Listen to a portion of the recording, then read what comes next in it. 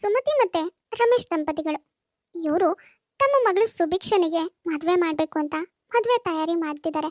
ಎಲ್ಲ ಕಡೆ ಗಂಡು ಕೂಡ ಹುಡುಕ್ತಿದ್ದಾರೆ. ಇವರು ಹೇಳುವಷ್ಟು ಬಡವರು ಅಲ್ಲ, ಹಾಗೆ ಶ್ರೀಮಂತರು ಅಲ್ಲ, ಮಧ್ಯಮ ವರ್ಗದಲ್ಲಿ ಜೀವನ ನಡೆಸ್ತಾ ಇರ್ತಾರೆ. ಸರಿ ರಮೇಶ, ನಾನೇನು ಹೊರಡ್ತೀನಿ. ಯಾವುದಾದ್ರೂ ಒಂದು ಒಳ್ಳೆ ಹುಡುಗ ಸಿಕ್ಕರೆ ನಿಮಗೆ ತಿಳಿಸ್ಕೊಡ್ತೀನಿ, ಆಯ್ತಾ? ಸರಿ ಪುರೋಹಿತ್ರೆ, ನಮ್ಮ ಅನುಕೂಲಕ್ಕೆ ತಕ್ಕನಾಗಿರೋ ಯಾವುದಾದ್ರೂ ಒಬ್ಬ ಒಳ್ಳೆ ಹುಡುಗನ ಹೇಳಿ ನನ್ನ ಮಗಳ ಮದುವೆನ ಅವನ ಜೊತೆ ಮಾಡಿಸಿ ನೆಮ್ಮದಿಯಾಗಿರೋದನ್ನ ನೋಡಿ ಖುಷಿ ಪಡಬೇಕು ಅನ್ನೋದೇ ನಮ್ಮ ಆಸೆ. ಆಯ್ತು, ನೀವಿನ್ ಹೊರಡಿ. ಇದೇನಮ್ಮ ಇದು, ಅಪರೂಪಕ್ಕೆ ಪುರೋಹಿತರು ನಮ್ಮನೆವರೆಗೂ ಬಂದಿದ್ದಾರೆ. ಏನ್ ವಿಷಯ? ಅದೇನಿಲ್ಲ ಮಗ್ಳೆ, ನಿನ್ನ ಮದುವೆ ತಯಾರಿ ಮಾಡ್ತಿದ್ದೀವಲ್ವಾ, ಹಾಗಾಗಿ ಪುರೋಹಿತ್ರ ಹತ್ರ ಯಾವುದಾದ್ರೂ ಒಂದು ಒಳ್ಳೆ ಹುಡುಗನ ನೋಡಿ ನಮಗೆ ತಿಳಿಸಿ ಅಂತ ಹೇಳಿದ್ವಿ. ಹಾಗಾಗಿ ಅವರು ನಿನ್ನ ಜಾತಕ ತಗೊಂಡೋಗೋದಕ್ಕೆ ಬಂದಿದ್ರು.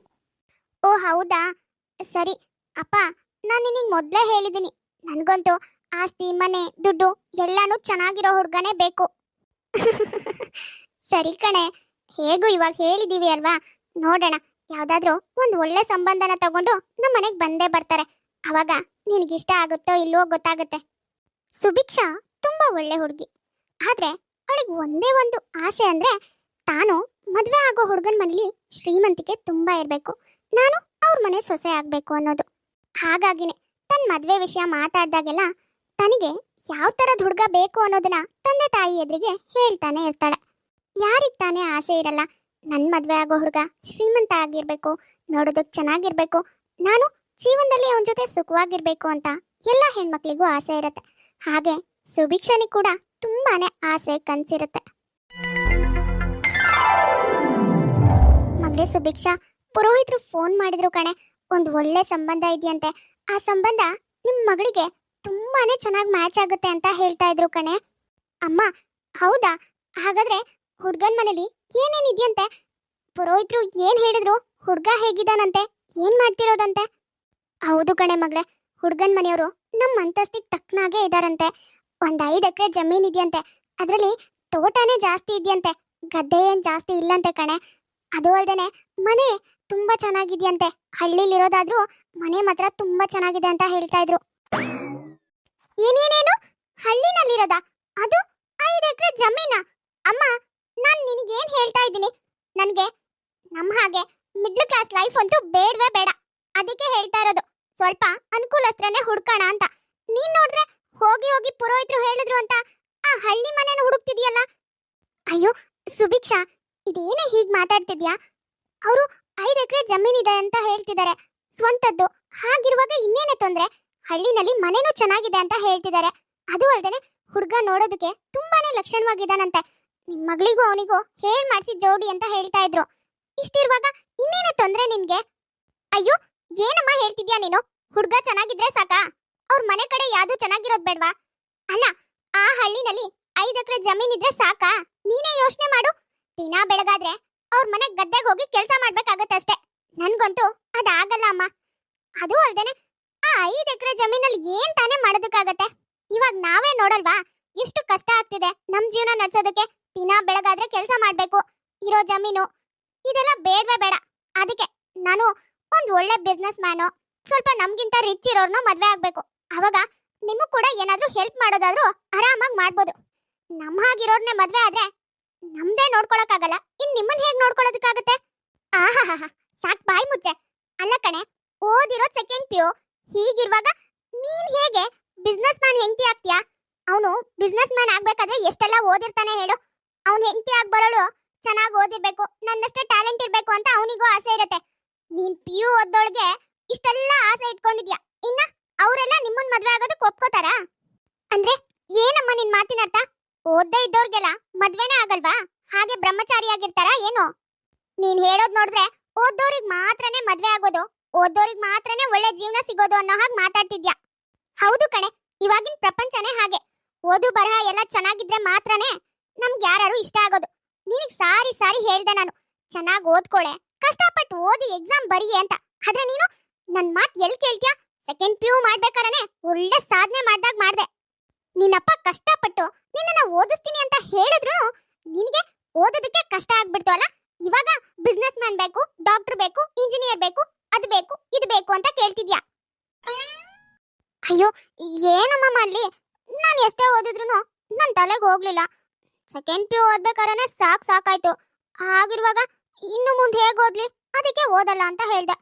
ನೀನು ಒಳ್ಳೆ ಓದ್ದೇ ಇದ್ದವ್ರಿಗೆ ಮದ್ವೆನೇ ಆಗಲ್ಲ ಅನ್ನೋ ಹಾಗೆ ಮಾತಾಡ್ತಿದ್ಯಾ? ಅದು ಹಾಗಲ್ಲ ಮಗಳೇ, ನನ್ನ ಮಾತು ಕೇಳು. ಇವಾಗ ಬಂದಿರೋ ಸಂಬಂಧ ತುಂಬ ಚೆನ್ನಾಗಿದೆ. ಸ್ವಂತ ಆಸ್ತಿ ಮನೆ ಎಲ್ಲನೂ ಅವ್ರ ಊರಲ್ಲಿದೆ.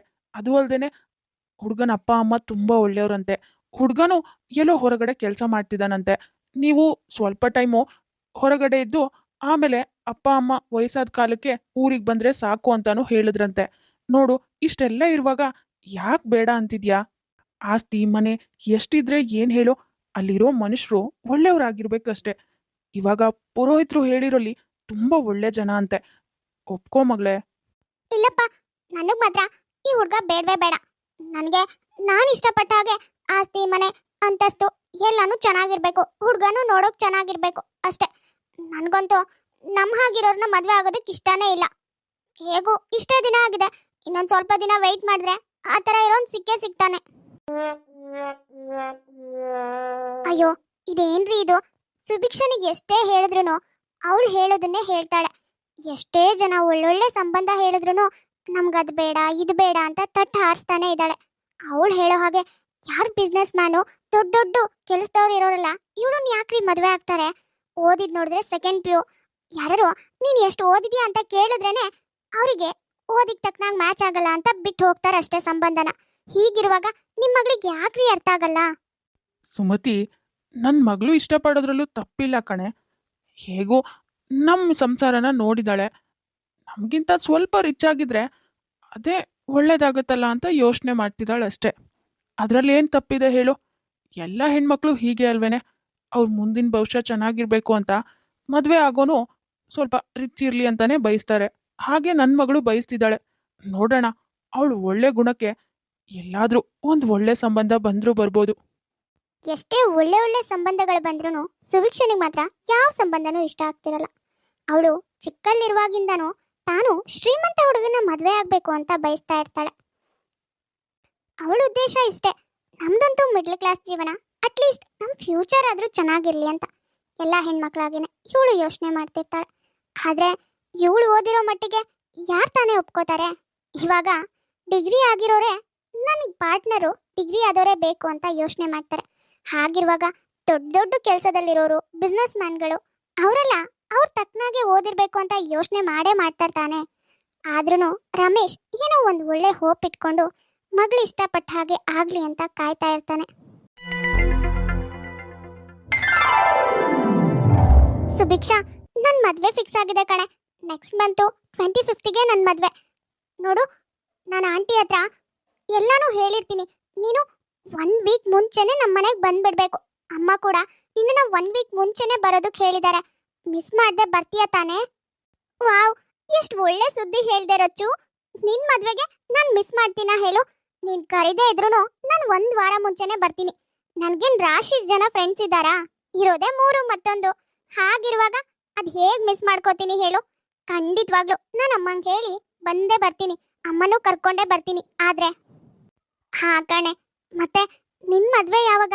ಏನೋ ಆಂಟಿ ಅವತ್ತು ಬಂದಾಗ ಸಂಬಂಧಗಳೆಲ್ಲ ಬರ್ತಾ ಇದಾವೆ, ಮದ್ವೆ ಮಾಡ್ಬೇಕು ಅಂತ ಹೇಳ್ತಿದ್ರು. ಮದ್ವೆ ಏನಾದ್ರೂ ಸೆಟ್ ಆಯ್ತಾ? ಸೆಟ್ ಆಗಿ ನನ್ನ ಹತ್ರ ಮುಚ್ಚಿಡ್ತಿಲ್ಲ ತಾನೇ? ಅಯ್ಯೋ, ಅದಕ್ಕೇನು ಅವಸರನೇನೆ. ನನಗಿನ್ನೂ ಟೈಮ್ ಇದೆ, ನಿಧಾನವಾಗಿ ಆಗ್ತೀನಿ ಬಿಡು. ನನಗೆ ನನ್ನ ಮನ್ಸಿಗೆ ಇಷ್ಟ ಆಗೋ ಹುಡುಗ ಸಿಕ್ಕರೆ ಓಕೆ ಅಂತ ಹೇಳ್ತೀನಿ. ಇನ್ನ ಸಿಕ್ಕಿಲ್ಲ, ಅದಕ್ಕೆ ಪೆಂಡಿಂಗ್ ಅಲ್ಲಿ ಇಟ್ಟಿದ್ದೀನಿ. ಹೌದು, ನಿನ್ ಹುಡುಗ ಏನ್ ಮಾಡ್ತಿರೋದು? ಏನು ಹೇಳಲೇ ಇಲ್ಲ ನೀನು. ಓ, ಹೇಳೋದೇ ಮರ್ತೋದೆ ನೋಡು. ಅವರು ಸಿಟಿನಲ್ಲಿ ಕೆಲಸ ಮಾಡ್ತಿದ್ದಾರೆ ಕಣೆ. ಅದೇ ಅಂಕಿತ್ ಆಟೋಮೊಬೈಲ್ ಇಂಡಸ್ಟ್ರಿ ಅಂತ ದೊಡ್ಡದೊಂದು ಕಂಪ್ನಿ ಇದೆಯಲ್ಲ, ಅಲ್ಲಿ ಬಾಸಿಗೆ PA ಆಗಿ ವರ್ಕ್ ಮಾಡ್ತಿದ್ದಾರೆ, ಪರ್ಸನಲ್ ಅಸಿಸ್ಟೆಂಟ್. ಓ ಹೌದಾ? ಅವೆಲ್ಲ ನನ್ಗೆಲ್ಲ ಅರ್ಥ ಆಗ್ಬೇಕೆ. ನಾನೇನ್ ಸಿಟಿಗೆ ಹೋಗ್ತೀನಾ? ಸಿಟಿಗೆ ಹೋಗಿ ಅಲ್ಲೆಲ್ಲ ನೋಡಿದ್ರೆ ಯಾವುದು ಏನು ಅಂತ ಗೊತ್ತಾಗ್ತಾ ಇತ್ತು. ಯಾವ ಇಂಡಸ್ಟ್ರೀಸ್ ಇದೆಯೋ ಏನೋ, ಯಾರಿಗ್ ಗೊತ್ತು ಹೇಳು. ಒಟ್ನಲ್ಲಿ ನಿನಗೊಬ್ಬ ಒಳ್ಳೆ ಹುಡುಗ ಸಿಕ್ಕದ್ನಲ್ಲ, ಅದೇ ಖುಷಿ ಕಣೆ. ಸರಿ, ಹಾಗಾದ್ರೆ ನೀನು ಮದ್ವೆಗೆ ಮಿಸ್ ಮಾಡ್ದೆ ಬಾ ಆಯ್ತಾ? ನಾನಿನ್ ಹೊರಡ್ತೀನಿ ಕಣೆ, ನನಗೆ ಬೇರೆ ಕೆಲಸ ಇದೆ. ನಿನ್ನ ನೋಡ್ದೆ ಅಲ್ವಾ, ಹಾಗೆ ಮಾತಾಡ್ಸ್ಕೊಂಡು ಹೋಗೋಣ ಅಂತ ನಿಂತ್ಕೊಂಡೆ. ಸುಭಿಕ್ಷನ್ ಫ್ರೆಂಡ್ ರಚ್ಚುಗೇನೋ ಅವಳು ಇಷ್ಟಪಟ್ಟಿರೋ ಹಾಗೇನೆ ಮದ್ವೆ ಫಿಕ್ಸ್ ಆಯ್ತು. ಅವಳಿಗೆ ಮದ್ವೆ ಫಿಕ್ಸ್ ಆಗಿರೋ ಹಾಗೆ ಸುಭಿಕ್ಷಾ ಇಷ್ಟಪಟ್ಟ ಹಾಗೆ ಅವಳಿಗೆ ಕೂಡ ಮದುವೆ ಫಿಕ್ಸ್ ಆಗತ್ತಾ? ಮುಂದೆ ಸ್ಟೋರಿ ಏನಾಗುತ್ತೆ ಅನ್ನೋದನ್ನ ನೆಕ್ಸ್ಟ್ ಎಪಿಸೋಡ್ನಲ್ಲಿ ನೋಡೋಣ. ಚೆನ್ನಮ್ಮ ಅನ್ನೋರು ಕಮೆಂಟ್ ಮಾಡಿದ್ರು ಹಾಯ್ ಹೇಳಿ ಅಂತ. ಹಾಯ್ ಚೆನ್ನಮ್ಮ, ಹೇಗಿದ್ದೀರಾ? ಹಾಗೆ ಪ್ರೀತಿ ಅನ್ನೋರು ಕಮೆಂಟ್ ಮಾಡಿದ್ರು ಧ್ರುವ ಅನ್ನೋರಿಗೆ ಹಾಯ್ ಹೇಳಿ ಅಂತ. ಹಾಯ್ ಧ್ರುವ, ಹೇಗಿದ್ದೀರಾ? ನೋಡಿದ್ರಲ್ಲ ವೀಕ್ಷಕರೇ, ಇವತ್ತಿನ ಈ ಎಪಿಸೋಡ್ ನಿಮ್ಗೆ ಇಷ್ಟ ಆಗಿದ್ರೆ ಪ್ಲೀಸ್ ನಮ್ಮ ಯೂಟ್ಯೂಬ್ ಚಾನಲ್ನ ಸಬ್ಸ್ಕ್ರೈಬ್ ಮಾಡ್ಕೊಳ್ಳಿ, ಲೈಕ್ ಮಾಡಿ, ಶೇರ್ ಮಾಡಿ, ಹಾಗೆ ಕಮೆಂಟ್ ಮಾಡಿ. ತುಂಬ ಜನ ಹಾಗೆ ವಿಡಿಯೋಸ್ ನೋಡ್ತಾ ಇದ್ದೀರಾ. ಯಾರ್ಯಾರು ಹಾಗೆ ವಿಡಿಯೋಸ್ ನೋಡ್ತಾ ಇದ್ರೋ ದಯವಿಟ್ಟು ಸಬ್ಸ್ಕ್ರೈಬ್ ಮಾಡ್ಕೊಳ್ಳಿ. ಹಾಗೆ ಪಕ್ಕದಲ್ಲೇ ಇರೋ ಬೆಲ್ ಐಕಾನ್ನ ಕ್ಲಿಕ್ ಮಾಡಿ ಆಲ್ ಅನ್ನೋದನ್ನ ಸೆಲೆಕ್ಟ್ ಮಾಡಿ. ನೆಕ್ಸ್ಟ್ ಯಾವುದೇ ವಿಡಿಯೋ ಹಾಕಿದ್ರು ನೋಟಿಫಿಕೇಶನ್ ಬರುತ್ತೆ. ನೋಟಿಫಿಕೇಶನ್ ಮೂಲಕ ನೀವು ವಿಡಿಯೋನ ನೋಡ್ಬೋದು. ಸರಿ, ಹಾಗಾದರೆ ನಾವಿನ್ನ ಹೊರಡ್ತೀವಿ. ನೆಕ್ಸ್ಟ್ ವಿಡಿಯೋದಲ್ಲಿ ಮತ್ತೆ ಸಿಗ್ತೀವಿ.